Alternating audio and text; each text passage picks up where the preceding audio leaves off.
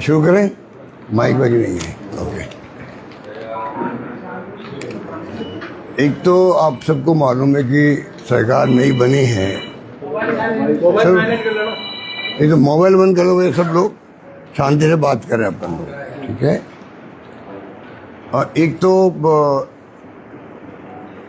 नई सरकार बनने के बाद में ही अनफॉर्चुनेटली जनवरी 3 साल के बाद में सरकार विरोधी लहर शुरू होती है, एंटी इनकम्बेंसी।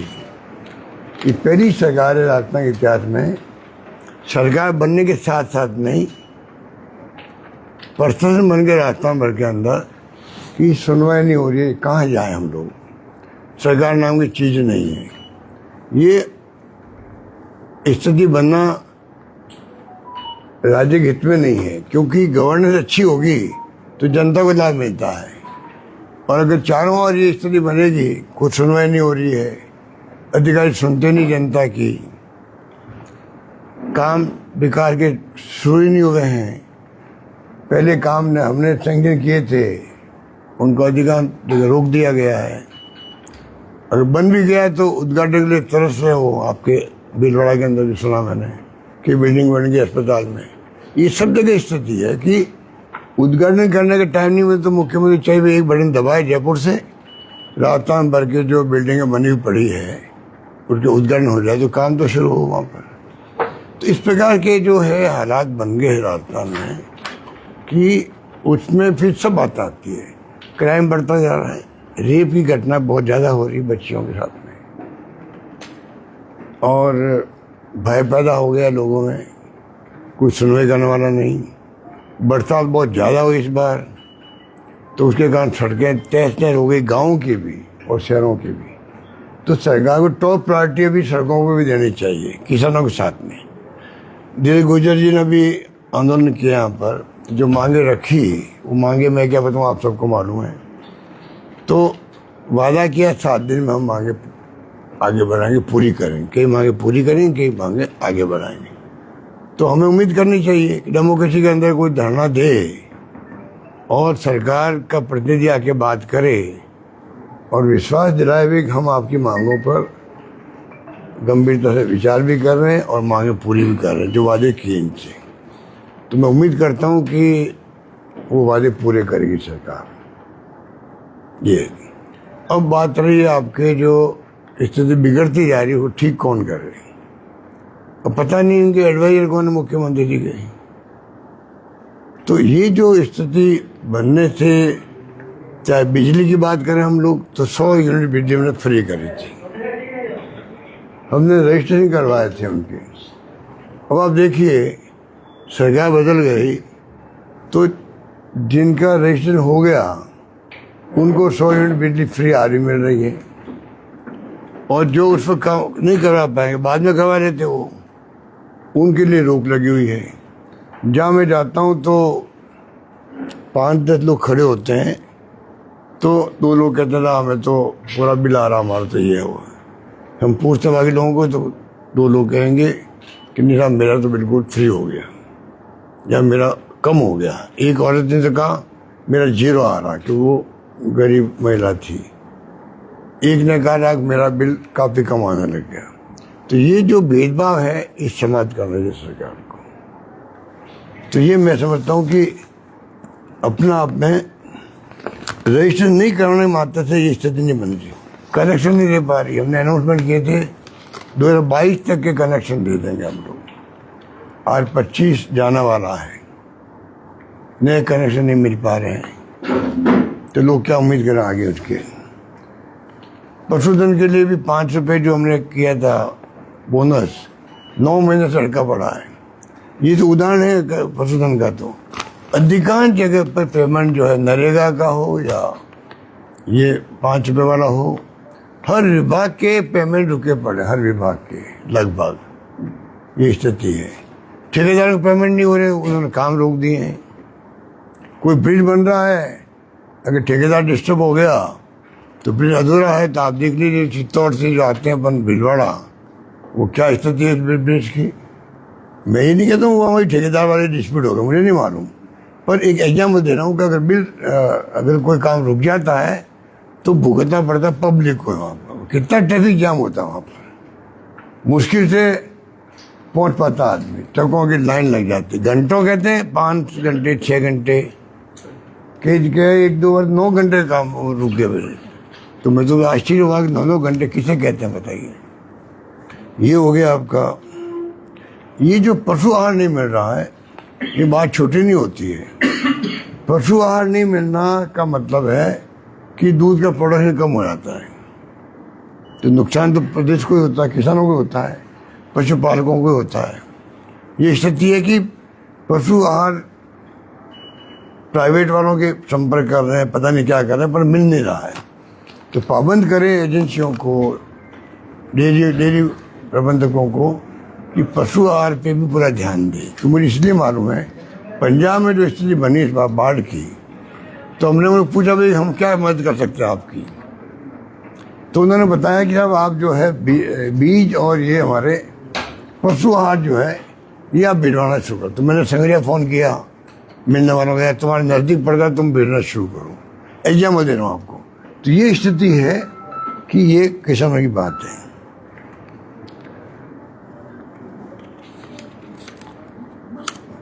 मेरे कुछ पॉइंट तो लोकल भी है, इसलिए मैंने कहा कि जब मैं भीलवाड़ा आया हूँ तो कम से कम लोकल पॉइंट भी आपसे मैं कर देता हूँ। मेडिकल कॉलेज खुल गई, फैकल्टी वहाँ नहीं है, मतलब कहना मतलब कि यार ये जोधपुर स्थिति भी है। मुझे डॉक्टर ने कहा कि साहब 65 करोड़ रुपये हमारा बकाया है, तो जितने हमारे सप्लाई होते हैं, सूजर्स वगैरह होती हैं जो इनके काम आते हैं, सब वेंडर्स ने बंद कर दिया सप्लाई करना। एक डॉक्टर बोला कि मुझे शर्म आती है, मैं पीजीआई का और एम्स का कोर्स किया हूँ, पढ़ा हुआ हूँ वहाँ पर, या पढ़ाया हुआ हूँ, और मैं जानता हूँ ये मैं काम कर सकता हूँ, पर मुझे भेजना पड़ता है अहमदाबाद लोगों को, क्योंकि हमारे यहाँ सब सप्लाई बंद हो चुकी वेंडर्स की। ये बात 6 महीने पहले की। उसके बाद पैसा रिलीज हुआ है, वो मैं स्वीकार कर रहा हूँ कि हमने लिखा सीएम वगैरह को, कुछ पैसा रिलीज हुआ है, पर ये प्रॉब्लम आपके यहाँ भी आ रही है। तो ये जो है मेडिकल का जो हमने एक मॉडल बनाया राजस्थान को, मॉडल राजस्थान एक मॉडल देश में दुनिया में है जहाँ 25 लाख का बीमा हो, ऑर्गन ट्रांसप्लांट पूरा फ्री हो, चाहे 25 लाख हो चाहे 50 लाख हो। बाहर भी कोई जाए, बॉम्बे चेन्नई जाना चाहे, तो हमारे यहाँ का पैकेज वहाँ शिफ्ट हो जाएगा। या मान लो 15 लाख का पैकेज है, और वो मरीज कहता भाई मेरा डॉक्टर तो चेन्नई में रहता, मैंने पहले ऑपरेशन करवाया था या वापस करवा रहा हूँ, और वहाँ मेरे 20 लाख खर्च हो रहे हैं, तो 15 लाख का पैकेज वहाँ शिफ्ट हो जाएगा, मुझे खाली 5 लाख देना पड़ेगा। और भी कई बातें हैं, भाई क्या बताऊँ, आपको मालूम होगा, पर वो शानदार चीनी योजना है।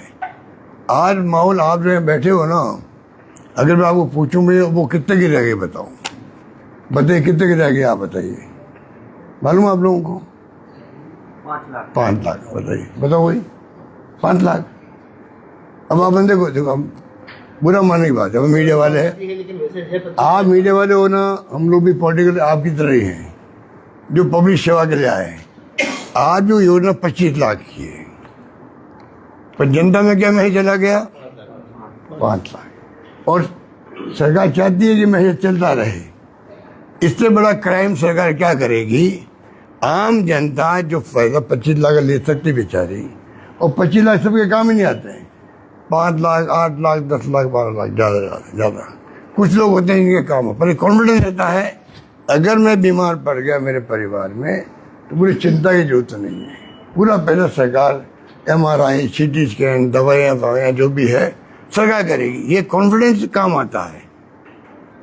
आप बताइए, आज 5 लाख हम कहते हैं सब लोग, मैं किसी को पूछता हूँ, सब जगह स्थिति है, क्योंकि एक मैसेज चला गया कि भाई वो तो लागू वो कर दी, वो कौन सी योजना दिल्ली वाली आयुष्मान, एक मैसेज चला गया। सरकार की ड्यूटी नहीं है क्या? रोज भरे पड़े विज्ञापनों से अखबार, करोड़ों रुपए लुटा रहे हैं लोग विज्ञापनों में। क्या एक विज्ञापन नहीं दे सकते कि आज भी 25 लाख का बीमा राजस्थान के अंदर है, कोई चिंता की बात नहीं आपको, ये तो करना आपको, तो पूरे राजस्थान वालों को फायदा मिल सकता है, गरीबों को बेचारों को। वरना अस्पताल वाले दुर्व्यवहार करते की जगह उनके साथ में, भगा देते हैं उनको, मतलब कई प्रॉब्लम आती है। तो आज स्थिति है कि सरकार अगर गंभीर हो तो ये प्रॉब्लम हल हो सकती है, जो हल नहीं हो रही है। मैंने सुना है कैथ लैब नहीं, आप बताइए कैथ लैब नहीं है क्या भीलवाड़ा में?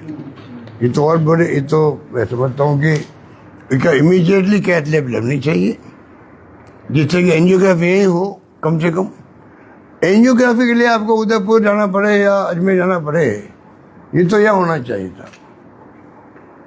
पता नहीं हमारे वक्त में कोई यहाँ के डॉक्टरों ने या किसी ने रिकमेंड नहीं किया, मुझे पता नहीं। कैथ लैब आजकल कोई बहुत बड़ी बात नहीं है, क्योंकि जो आदमी ओपन हार्ट सर्जरी नहीं करवानी है वो तो कैथ लैब से उसके स्टोन लग जाते हैं। मेरे खुद का लग गया, मैंने अस्पताल SMS में करवाया, 2 मिनट लगते वहाँ। अब उसके लिए बेचारा कई दुरुस्त में जाते ही अटैक आ जाता है। अगर टाइम पे नहीं होता है आपका एंजियोग्राफी, और अगर वो एंजियोग्राफी नहीं होकर के आप वहाँ तक नहीं पहुँचते हो, स्टोन लग जाए। मेरे जब शुरू हुआ था प्रोसेस, हार्ट अटैक भी साथ शुरू हो गया था। फॉर्चुनेटली मैं वहाँ, मेरा डॉक्टर पहुँच गया वहाँ पर और स्टोन लग गया। मैं अपना एग्जाम्पल दे रहा हूँ आपको। तो आप बहुत पता ही है कितने लोग मर जाते होंगे बेचारे, कहाँ जाते फिरे, जाते रहते रास्ते में तकलीफ आती है, केवल ट्रैफिक जाम हो जाता है। ये बात भी मैं मांग करूँगा सरकार से, इमीडिएटली भीलवाड़ा के अंदर कैथ लैब भी लगे और यहाँ पर डॉक्टर भी प्रोवाइड हो, कार्डियोलॉजिस्ट होते हैं जो कम से कम इस काम को भी कर सकें। मेडिकल कॉलेज खोल गई, फैकल्टी नहीं है पूरी, तो क्या होगा? गिरदावरी और जो मांग की है धीरज ने, वो मांगे सब किसानों के हित की मांगे हैं। मैं समझता हूँ वो जल्दी होने की। पुस्तला पेमेंट बाकी है अभी, पिछला पेमेंट जो फसलों के नुकसान का है वो बकाया, वो स्थिति नहीं बननी चाहिए। परिसीमन तो अपनी मर्जी से कर रहे पंचायतों में और नगर पालिकाओं में, तो उनको चाहिए कि वो कम से कम सरकार का इंटरव्यू देखे कि भाई किस प्रकार से ये परिसीमन ऐसा हो जो पब्लिक की राय क्या है। थोपने यूँ तो नहीं बना, उनको भी भुगतना पड़ेगा। अगर परिसीमन एक तरफा किया, पूरे प्रदेश की बात मैं कर रहा हूँ, अगर परिसीमन ने बेईमानी करी एक तरफा, क्योंकि मैंने सुना OTS में बैठ गई वहाँ पे सब कार्रवाई होने की, ऐसी मैंने सुना 2-3 नेता बैठ गए और वहाँ बैठे बैठे बाकी कलेक्टर को तो भेज दिया कि आपको ये परिसीमन करना है। अगर ये स्थिति वास्तव में सही बात है, दुरुस्त करना चाहिए। परिसीमन हो, पंचायतों का हो, नगर पालिकाओं के इलाकों का हो, नगर निगम का हो, और जस्टिफाई भी हो, ये मेरा मानना है। पानी आप चप्पल में लेके आ गए। मेरे आपने आशीर्वाद दिया सेकंड टाइम मुख्यमंत्री बनने का, और पहला काम मैंने मुख्यमंत्री बनने बजट के पहले बजट में मैंने घोषणा करी थी कि चंबल का पानी आएगा यहाँ पर। कहाँ तो देवेंद्र सिंह जी एक शहर के लिए वो योजना, क्या काकरेलिया घाटी थी, काकरेलिया घाटी का एक योजना बनवाई मुझसे उन्होंने, और पानी में लेके आए वो, तो लोग सब खुश हो गए, रहो काकरेलिया घाटी बने। कहाँ काकरेलिया घाटी की योजना, कहाँ चंबल की योजना, वो हम लेके आए हैं।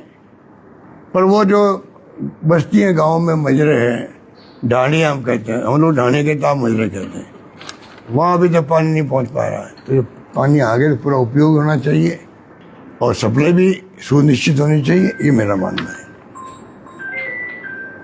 बजरी का जो माफिया पैदा हो गया है, ये सबसे बड़ा कानून व्यवस्था बिगाड़ने का काम कर रहा है राजस्थान के अंदर। पुलिस वाले मर रहे हैं, मर्डर हो रहे हैं। वहाँ पे चित्तौड़ में एक मर्डर हो गया राजपूत का, वो वहाँ कर दिया।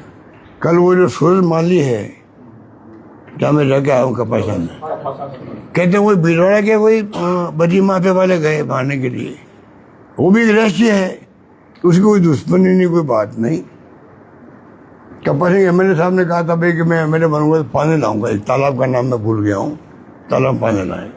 उसने सोशल मीडिया में लिख दिया भाई कि मैं आपकी मांग जो आपने कहा था, वादा किया था, अब वादा नहीं, वो पानी लाओगे हमारा को फायदा मिले, इतने लिखा उसने। अटैक हुआ, उसके पैर 24 कहते 24 फैक्ट है, कोई 22 फैक्ट कितने होंगे, कहते हैं उसके पूरा दोनों पैर उसको कर दिया। उसको इलाज हो नहीं पाया आपके यहाँ उदयपुर के अंदर, भेजा उसको अहमदाबाद के अंदर। तो आप बताइए वो कितना महीने लगे, कैसे वो ठीक होगा? कोई सरकारी तरफ घोषणा नहीं कि भाई इलाज हम फ्री करवा देंगे, मुझे मुँह पकड़ेंगे। 4-3 लोग पकड़े गए कि 2 तो उसमें डमी है। कल मैं गया, पब्लिक मीटिंग हो गई धरने की जगह पर, बड़ी पब्लिक मीटिंग हो गई। मेरा आश्चर्य हुआ, पूरा कपासन एक है, व्यापारियों बंद रहेगा 100%। चंदा वो करें उनके इलाज के लिए, क्या सरकार एक इलाज नहीं करवा सकती एक आदमी का? एक जो ऐसी घटना हो गई है, ये घटना भी स्पेशल केस है। ये कोई सरकार को परवाह नहीं है कि इलाज फ्री करवा दे, मुआवजा दे दे गरीब। वो जो उनकी पत्नी और उनकी बहन वगैरह आई थी वहाँ स्टेज पर, हम सोच नहीं सकते कितने गरीब लोग होते हैं बेचारे। कोई मुआवजा नहीं, कोई कुछ नहीं, हलचल भी नहीं है। एक और नई परंपरा हो रही है। पहले कोई सस्पेंड होता था नगर पालिका में या पंचायत, हमारे वक्त में ही होते थे कई लोग, पर उसका कम से कम जब कोर्ट में जाकर स्टे ले लेता था तो इमीडिएटली उसको स्टे करना, उसको वापस रजिस्टर करना पड़ता था। ये उसकी परवाह नहीं कर रही है, ये आश्चर्य की बात है। जब आप लोग काउंटर पे जाओ फिर केस चले, तो ये इनकी जो हम कहते हैं तानाशाही प्रवृत्ति है, केंद्र की भी और राज्य की भी। केंद्र में भी ऐसे ही हो रहा है, उसी से प्रेरणा ले रहे हैं पंडित भजन लाल जी, हर काम की प्रेरणा ले रहे हैं दिल्ली से वो, इसलिए ये हो रहा है। यहाँ पर हाई कोर्ट का हो गया, सुप्रीम कोर्ट का हो गया, प्रधान को रजिस्टर किया तो उसको लागू नहीं करें। ऐसे कैसे हमारे पास आने लग गए। ओवर ब्रिज और एलिवेटेड आपके बाद मांगे शहर के अंदर ट्रैफिक के कारण से, उसको प्रायोरिटी देनी चाहिए। नगर निगम अनफॉर्चुनेटली हमारी नहीं बन रही है, अनफॉर्चुनेटली बननी चाहिए हमारी, जिससे कुछ करके दिखाते हम करिश्मा आपको। अगली बार ध्यान रख लो कम से कम भीलवाड़ा वासियों, अगली बार जिताओ एक बार कांग्रेस, फिर देखो हम क्या काम करते हैं आपके। एलिवेट भी बनेगी और भी बनेंगे, सब बनेंगे। सीवरेज सिस्टम आपका धीरे धीरे मांग उठाई थी। अब सीवरेज सिस्टम कई जगह बहुत हालत खराब है, जयपुर में हालत खराब है। शिकायत थोड़ी बहुत जोधपुर में होगी, बीकानेर में, सब जगह होगी। तो भीलवाड़ा आपकी नगरी है, वो टेक्सटाइल की नगरी भी है, औद्योगिक नगरी भी है, और शहर भी बड़ा हो गया। तो ये बहुत बड़ी समस्या हो रही है कि सीवरेज सिस्टम को भी आपको दुरुस्त करवाना चाहिए। लोग यहाँ बहुत दुखी हैं, ये मेरा मानना है कि। और जो पानी रहता है आपके फैक्ट्रियों का, ये तबाही मचा रखी जोधपुर के अंदर, पाली के अंदर, वो बालोदा के अंदर, आप लोग कह रहे हो तबाही मचा रखी। एनजीटी ने फैक्ट्री बंद करवा दी, बाद में वहाँ पर खुली फैक्ट्री हैं। इस उम्मीद के साथ में कभी ठीक हो जाएंगे, क्योंकि एसटीपी लगा दी है, सीवरेज ट्रीटमेंट प्लांट लग जाता है तो काफ़ी फर्क पड़ जाता है। पर हर किसान का खेत बर्बाद हो रहे हैं, पशुओं के खुर खराब हो रहे हैं, खुर पशुओं के जो पैर है वो बेचारे फिर काम कर ही देता पशु। तो ये बहुत बड़ी एक चैलेंज है। एक आपका टैक्स लगा हुआ व्यापारियों का, उनसे बात करनी चाहिए बुला करके। राजस्थान भर के व्यापारी दुखी है, मेरे वहाँ के व्यापारी दुखी है, जोधपुर के व्यापारी स्ट्राइक करी है। ये मामला हल करना चाहिए जिससे कि दुरुस्त होकर मंडियाँ चलने लग जाए, कच्ची मंडी है। आवारा पशुओं की मैंने सुना यहाँ पे काफ़ी भरमार है। एक जो अपना ये जो हम लोगों ने गौशालाओं को अनुदान देना मैंने शुरू किया, हिंदुस्तान में पहली गवर्नमेंट हमारी है जिसने अनुदान देना शुरू किया गौशालाओं को। और गौशाला के प्रबंधक बहुत खुश हुए थे। पहली बार हमें 3 महीने का मिलने लगा, फिर मैंने 6 महीने किया, फिर 9 महीने कर दिया, नंदियों के लिए 12 महीने कर दिया। गौ भक्त तो ये लोग बनते हैं और गौ सेवा हम लोग कर रहे हैं। ये गौ भक्त बनते हैं खाली बस, पर गायों की सेवा क्या कर रहे हैं? आप बताइए कि 9 महीने के अनुदान के बाद में तो गौशाला ढंग से चलनी चाहिए, वो पेमेंट टाइम में नहीं दे पा रहे हैं, तो ये बोल नहीं रहे हैं। हमारी सरकार होती तो बोलते ही।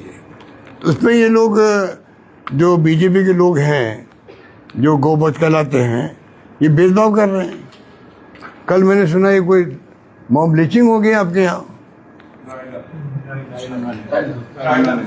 जो भी हुई उसकी तो पूरी जांच होनी चाहिए। बहुत बड़ा केस है वो।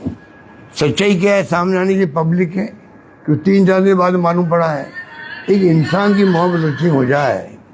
अब कल्पना करो हिंदू मुस्लिम सिख ईसाई कोई हो, एक आदमी को घेर करके मारने लग जाए पब्लिक, उस पर खुद पे क्या बीत, जब तक मरता नहीं है तब तक उस पर क्या बीतती होगी और उसके समाज में बाद में क्या बीतती होगी, उसके परिवार की क्या स्थिति होती होगी। एक व्यक्ति को मार रहे हो आप, जब तक नहीं मर रहा है वो तब आप बताइए क्या बीतती है उस व्यक्ति पर। ये स्थिति है। तो मॉब लिंचिंग के भी कल आए मेरे पास डेलीगेशन, बता रहे थे कि हमें तो बाद में मालूम पड़ा, खुद को ही छिपाया पहले पुलिस ने। तो ये नहीं होना चाहिए। तो मेरा मानना है कि ये तमाम बातें राजस्थान भर में स्थिति खराब है। और मैं बोलता हूँ तो ये कहता हूँ साथ में, पंडित भजन लाल जी, मैं आपके खिलाफ नहीं हूँ, ओपनली कह रहा हूँ, क्योंकि अभी नए बने हैं। आदमी को 1.5 साल का टाइम मिले, 2 साल का टाइम मिले। अब 2 साल होना है इनको, 1.5 साल हो गया। 1 साल में आदमी को समझ आना चाहिए। तो कम से कम उनको जो विपक्ष बोलता है, अगर मैं उनकी जगह हूँ जो मैं था, मैं भी पहली बार बना जब मुख्यमंत्री, तो मेंबर पार्लियामेंट था, मैं पहली बार बन गया। लोग समझते मैं 4-6 महीने का मेहमान हूँ और मैं 15 साल मेहमान रहा हूँ, 15 साल। मुझे आशीर्वाद मिलता रहा छत्तीस कौम का। एक माली कम्युनिटी के एक कार्यकर्ता को एक एमएलए हो असेंबली के अंदर, वो एक मैं खुद ही हूँ, तब भी मुझे छत्तीस कौम ने प्यार नहीं करती मुझसे, विश्वास नहीं करती। तो 15 साल तक आप कैसे मुख्यमंत्री रहते। तो मुझे इतना बड़ा अवसर मिला है। तो पंडित जी, आप भी पहली बार आए हो, आप कॉन्फिडेंस से काम करो। आपको एक मौका मिला भगवान की कृपा से, देने वाला ऊपर वाला होता है। देखो आज हम यहाँ बैठे तो फिक्स था, इतने बजे इतने हम इस प्रकार बैठेंगे, कौन कहाँ बैठेगा भी फिक्स था। मैं इसमें बिलीव करता हूँ। मैं बिलीव इसी में करता हूँ भाई कि जो कुछ होना है फिक्स है ऊपर से, समझिए आप। तो उनको मैं कहूँगा फिक्स है, आपका कब तक रहना वही फिक्स है। तो मैं आपको कहना चाहूँगा कि भाई ये जो स्थिति है, इसमें उनको चाहिए जम के राज करे, दबंगता से राज करे, ऑथोरिटी बताए, इकबाल कायम करे अपना। इकबाल समाप्त हो चुका सरकार का, उनका खुद का भी। वो बुरा लग रहा होगा उनको, पर मैं खुल के कह रहा हूँ, अगर उनका पूरा मीडिया एडवाइजर है, उनको चाहिए मेरी बाइट को पेन ड्राइव लेकर के बरिंदा के साथ बैठे, लैपटॉप खोले और सुनाना चाहिए। मैं उनके हित में कह रहा हूँ, वार्न कर रहा हूँ कि आपको ऑथोरिटी बनाओ, इकबाल काम करो, जिससे इलाज अच्छा होगा तो पब्लिक को फायदा है। मेरा इंटरेस्ट पब्लिक में है, ना बीजेपी में ना भजनलाल में है। पर राज अच्छा करेगी बीजेपी गवर्नमेंट, फायदा किसको होगा? पब्लिक को होगा। बड़ी माफिया का आतंक खत्म होगा, रेप होना कम हो जाएंगे, मतलब सब तरह से फायदा होता पब्लिक को, गुड गवर्नेंस से। ये मेरी तमन्ना है। सर मोदी जी अब बांसवाड़ा आ रहे हैं सर। एक मिनट, वोट चोर गद्दी चोर। बीजेपी ने जो जीएसटी लागू करी है, जो कम करी है, तो ये जनता के साथ जलवा है या छलावा है? देखिए, ये तो शुरुआत ही गलत कर दी थी। जब ये प्रस्ताव हमारे वक्त में शुरू हुआ था यूपी गवर्नमेंट में, जीएसटी का प्रस्ताव जो है वो कांग्रेस की यूपी गवर्नमेंट ने शुरू किया था। एक स्लैब की बात थी उस वक्त में। प्रणब मुखर्जी थे वित्त मंत्री, मैं भी सरकार में था उस वक्त में। तो मैंने ऐसी मीटिंग होती थी हमारी, बॉम्बे की मीटिंग हुई थी, गुजरात भी आया, मध्य प्रदेश भी आया, सब लोग आए थे वहाँ। तो एक स्लैब भी आया, लगभग 2 स्लैब आया ज़्यादा। इन्होंने क्या किया, 28 भी, 18 भी, 12 भी, 5 भी कर दिया। और ऐसा कर दिया, आतंक पैदा हो गया व्यापारियों के अंदर। आतंक, कोई जेल जा रहा है, कोई धमकी दे रहा है, कोई सौदेबाजी हो रही है। वो हुई थी ना इलेक्ट्रल बॉन्ड में, ईडी का नोटिस, 50 करोड़ का चेक आया, मतलब वो बॉन्ड आए और नोटिस विड्रॉ हो गया। वो ईडी जो वो इलेक्ट्रल बॉन्ड ने जो आतंक मचाया देश के अंदर पैसा इकट्ठा करने का, सुप्रीम कोर्ट ने उसको असंवैधानिक करार तो दे दिया। वो पैसा था, मतलब पैसा वापस वसूल होना चाहिए था। चाहे बीजेपी की बात था, चाहे कांग्रेस की बात था, चाहे सीपीएम की बात था, कोई पार्टी की बात था, वो तमाम पैसा वापस विड्रॉ होना चाहिए था और वो पीएम रिलीफ फंड में जमा हो रहा था। वो पैसा पीएम रिलीफ फंड में पैसा हो रहा था, वो तो उनके पास ही है, सबके पास पैसा है और लूटा एक तरफा इन लोगों ने। थोड़ा बहुत बॉन्ड कांग्रेस को मिला, सीपीएम को मिला, टीएमसी को मिला होगा, पर मेन बात जो थी वो तो हो गया ना। तो ये स्थिति जो बनी हमारी, उसको मैं समझता हूँ कि हमें देखना चाहिए था कि ये जो आप कह रहे हो ना, इसमें ही हुआ था, जीएसटी में खूब करप्शन खूब हुआ था। अब इन्होंने जो है फैसला किया है, आज से लागू, कल से लागू हो गया है। हेलो साहब, कल जोधपुर में राजस्थान के शिक्षा मंत्री मदन दिलावर थे आपके गृह क्षेत्र में, और उनसे जब मीडिया ने सवाल किया झालावाड़ में जो दुकान थी, कोई स्कूल की पट्टियां गिर गई, बच्चे मर गए, तो उन्होंने कहा ऐसा तो होता रहता है, 50 करोड़ का मुआवजा मांग रहा था, कोई मुआवजा ऐसे मिलता है क्या? ऐसी घटनाएं तो होती रहती, इस पे क्या कहना? भजनारी कुछ कहते तो मैं बताऊँ मैं वो क्या जवाब दूँ।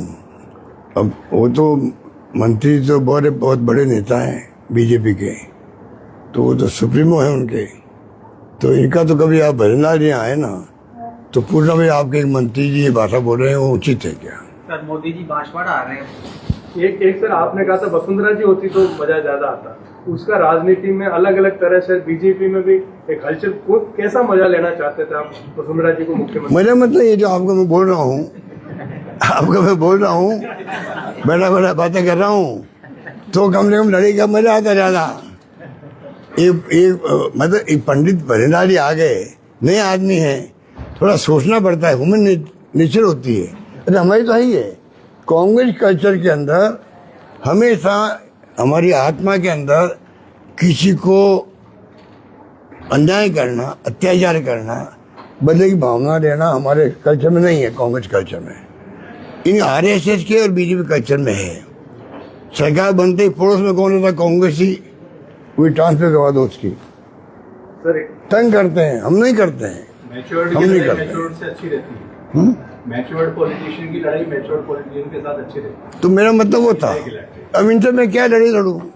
इनको तो मैं ये जो बातें बोल रहा हूँ सुलह के रूप में, जो आरोप लगा रहा हूँ सरकार पे, अगर वो समझे तो ये मेरे साथ में सुलह भी है। गवर्नेंस अच्छी करो आप।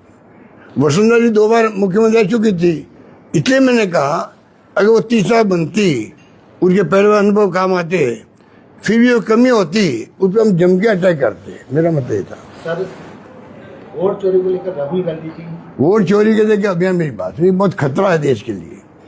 आप मुझे बताइए कि अगर मान लीजिए वोट का अधिकार सब लोग काम नहीं रहे और जो व्यवहार कर रहा है इलेक्शन कमीशन, वो बहुत खतरनाक व्यवहार कर रहा है। मैं अनुभव से कह सकता हूँ, मैं भी गया डेलीगेशन के अंदर। उस वक्त ये नहीं थे जो आज हैं, पहले वाले थे।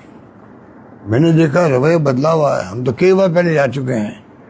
देखो, इलेक्शन कमीशन हो, कलेक्टर हो या कोई अधिकारी हो, एसपी हो, या मतलब कहना मतलब कोई भी अधिकारी हो, जनता मीडिया को सवाल पूछती है तो वो सुनते हैं, भी हम देख लेंगे, जांच करवा लेंगे, न्याय दिलाएंगे, तो कहते हैं। अगर मान लो राहुल गांधी की जगह कोई मीडिया हाउस होता, वहाँ एक खुदी पत्रकार होता, वो भी कहता था मैंने पता किया आपके 25,000 वोट यहाँ फर्जी होते। इलेक्शन कमीशन की ड्यूटी थी कि हम जांच करवा देते। जांच के बाद में जो सही बात होती, हाँ बात में पकड़ी गई है, ये 25,000 नहीं 5,000 ही फर्जी निकले, कुछ भी कह देते। मतलब पूरा एक एलओपी कह रहा है राहुल गांधी, उसके मायने होते हैं। राहुल गांधी बोलता तो देश ने दुनिया सुनती है भाई कि क्या बोल रहा है एलओपी। उसने कहा भाई आपके 1,02,50 वोट फर्जी है, वहाँ पर कट गए या जुड़ गए, जो भी है। इलेक्शन कमीशन क्या एफिडेविट दो, कोई एफिडेविट मांगा रहता है क्या? वो आदमी तो उसकी टीम ने जानकारी प्राप्त हो सकता है, थोड़ा ज्यादा भी हो सकता है, थोड़ा कम भी हो सकता है, ठीक है। आप कह रहे एफिडेविट दो, अरे आप कहते भी मैं जांच करवा लेता हूँ और इश्यू नहीं बनता। फिर बाद में जो और मालूम पड़ रहा है आगे, तो अगर वोट चोरी का जो माहौल बना है देश के अंदर, ईवीएम से पहले बना हुआ था, ईवीएम से पहले बना हुआ था, ईवीएम में भी कोई गड़बड़ हो रही है, पब्लिक में आशंका थी, इसे और पक्की हो गई है। तो राहुल गांधी कहते हैं कि आप इसमें ट्रांसपेरेंसी नहीं होगी तो लोकतंत्र को खतरा है।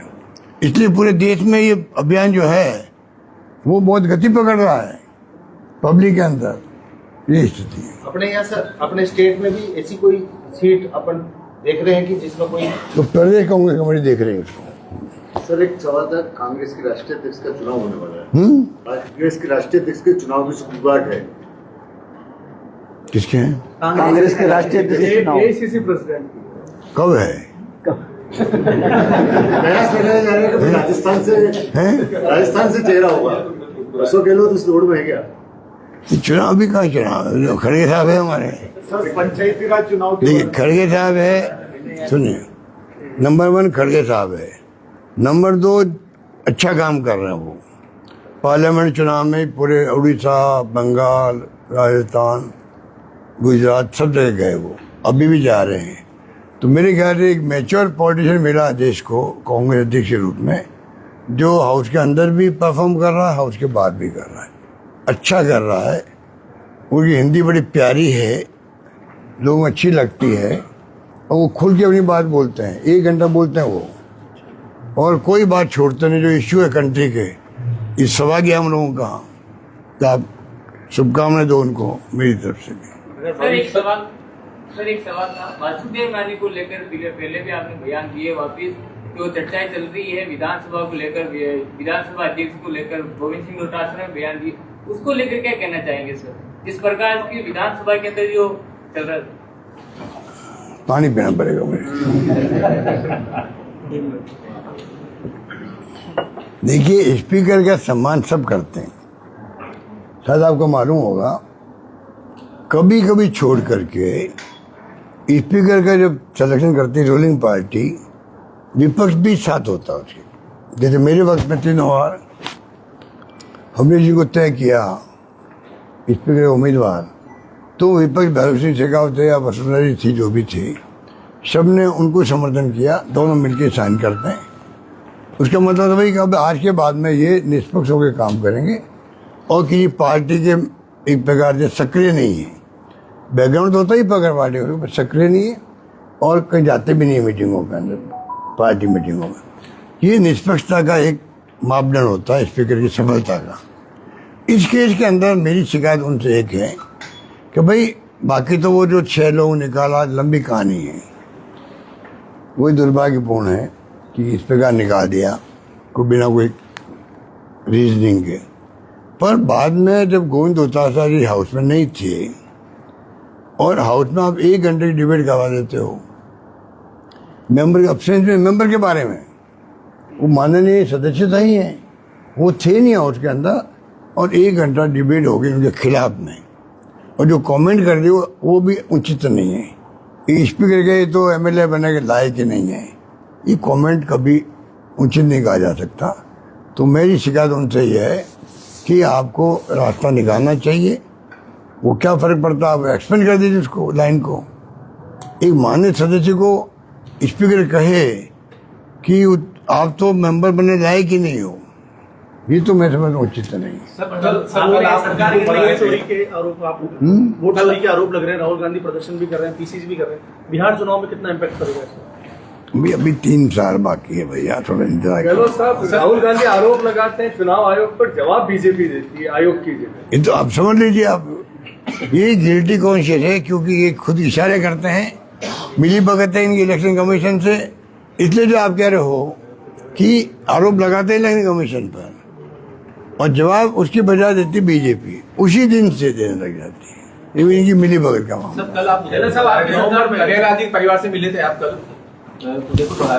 अभी तक उस मामले में 2.5 साल निकलने, कभी तक कोई सुनवाई हुई ना हो। देखो वैसे मैं कल उदयपुर में कह चुका हूँ, फिर भी मैं आपको कह देता हूँ कि ये बहुत सीरियस, आपने अच्छा क्वेश्चन पूछा। इतना बड़ा इश्यू था ये, 1 मिनट भैया, इतना बड़ा इतना बड़ा इश्यू था कि जिसमें आप बताइए, जिस मर्डर उनका हुआ है, नंबर 1 हम सब भाग के आए थे वहाँ उदयपुर के, उनके घर पे गए, chief secretary, DG police. Number 2 BJP नेता है, तथाकथित नेता जो भी थे उस वक्त में, इंक्लूडिंग गुलाब कटारिया जी, वहाँ के विधायक भी थे वो। ये तमाम लोग उस घटना के बावजूद भी उसी रात या नेक्स्ट डे चले गए हैदराबाद, जो नहीं जाना चाहिए था इनको। हो सकता दंगे बढ़ जाते, स्थिति वो थी। नंबर 3, हमने 2-3 घंटे में मुलिम पकड़ लिया। नंबर 4,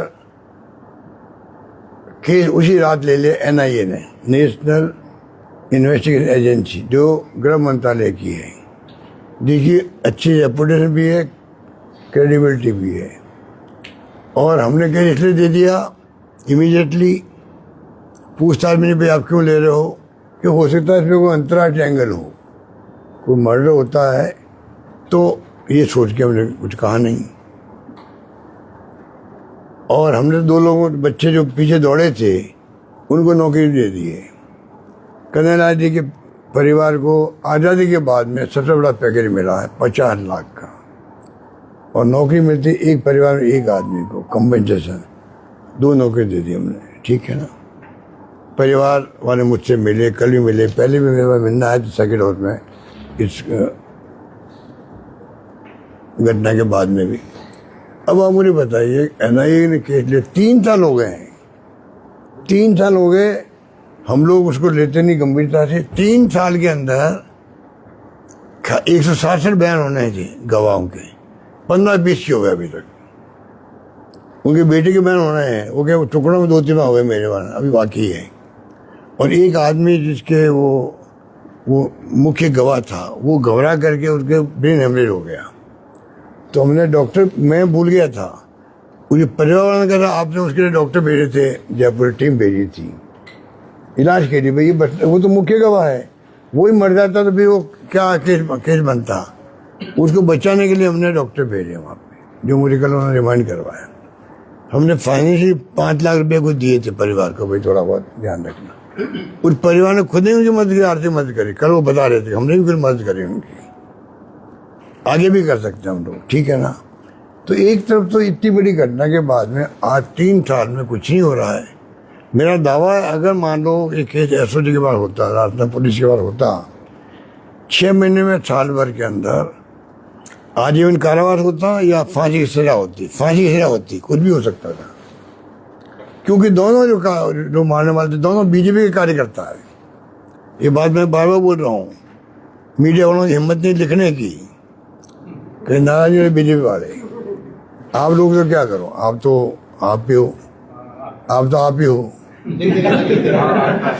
आप तो आप ही हो, इसलिए आपकी तो मैं दो देता ही नहीं हूँ आपको मैं तो कहने का मतलब लिख नहीं रहा कोई। अरे तुम BJP कार्यकर्ता थे, आज तक BJP इसके जवाब नहीं दिया मुझे।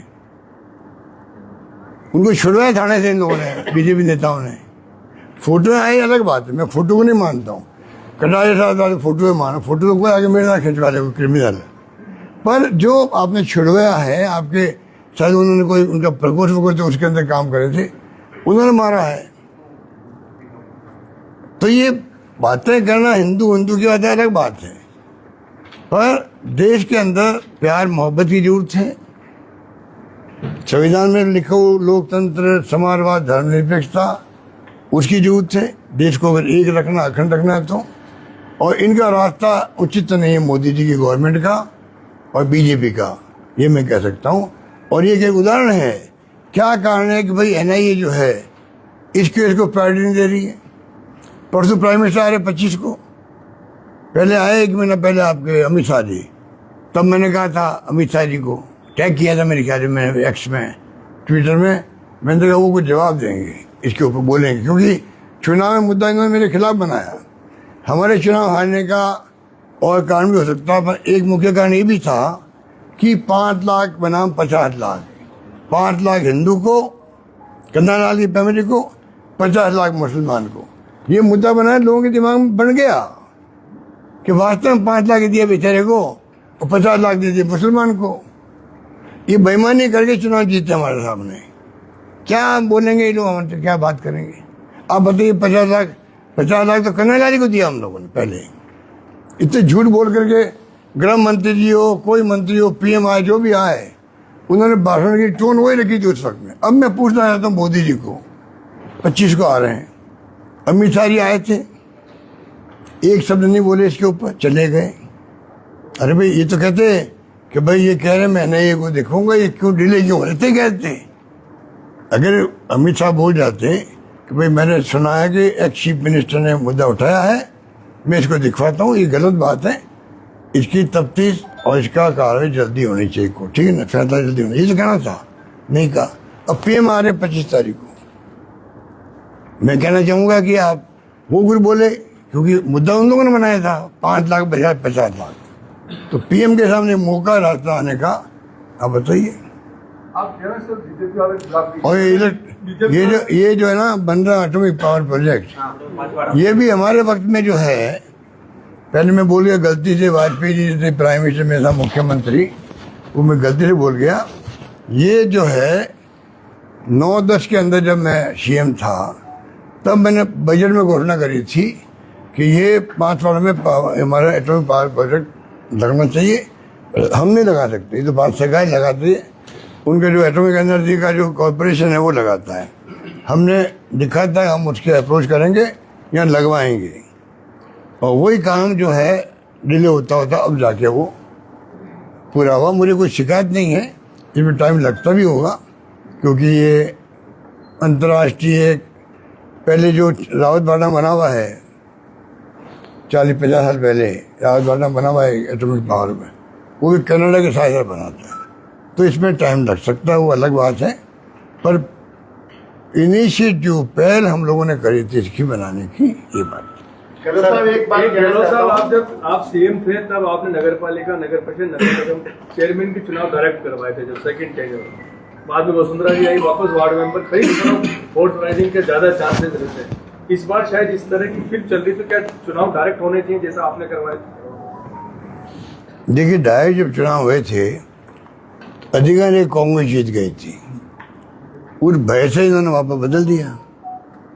अभी हम तो चाहते हैं इनको आगे आना चाहिए कि ये बताए भाई क्यों बदला इन्होंने कहा।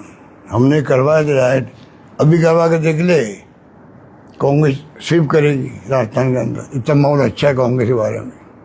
गहलोत साहब एक बड़ा महत्वपूर्ण मुद्दा भीलवाड़ा जिले के लिए है कि भीलवाड़ा को सांप्रदायिक प्रयोगशाला के रूप में यूज कर रहे हैं। पहले हिंदू मुस्लिम करा, कभी गाय के नाम पे किया, और अभी पिछले कुछ समय से उन्होंने बिरयानी वर्सेस पुलाव के नाम से एक, क्या बिरयानी वर्सेस पुलाव, मतलब अगर वेज बिरयानी की दुकान लगा रही है, उसके बैनर फाड़ दो, उसकी दुकान को कहो कि जी इस पे पुलाव लिखो, और एक अजीब किस्म की स्थिति बना दी। हैदराबादी बिरयानी है, लखनऊ में बिरयानी है, बिरयानी तो बिक सकती है कहीं भी, वो वेज बिके या नॉन वेज बिके।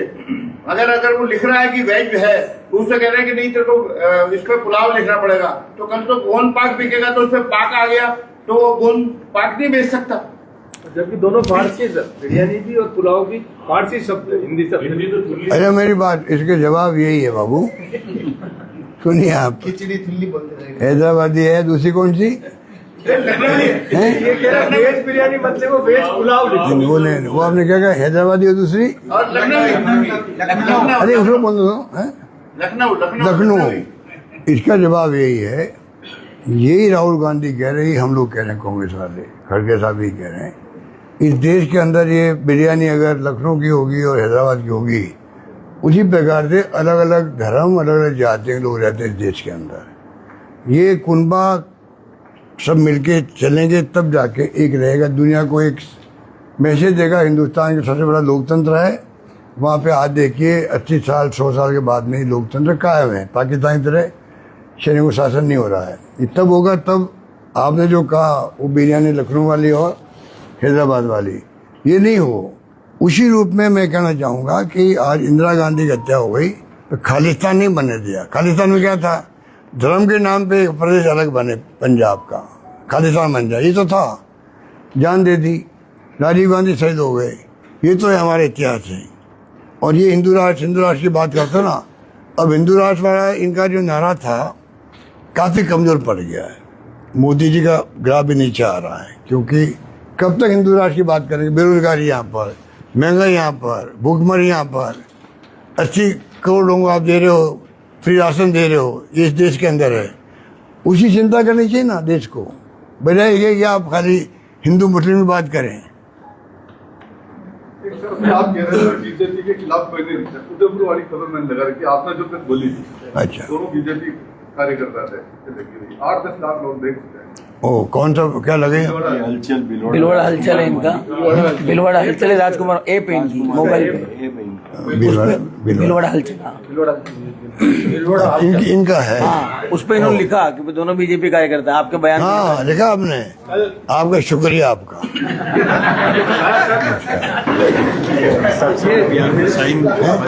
अभियान का साइन हाँ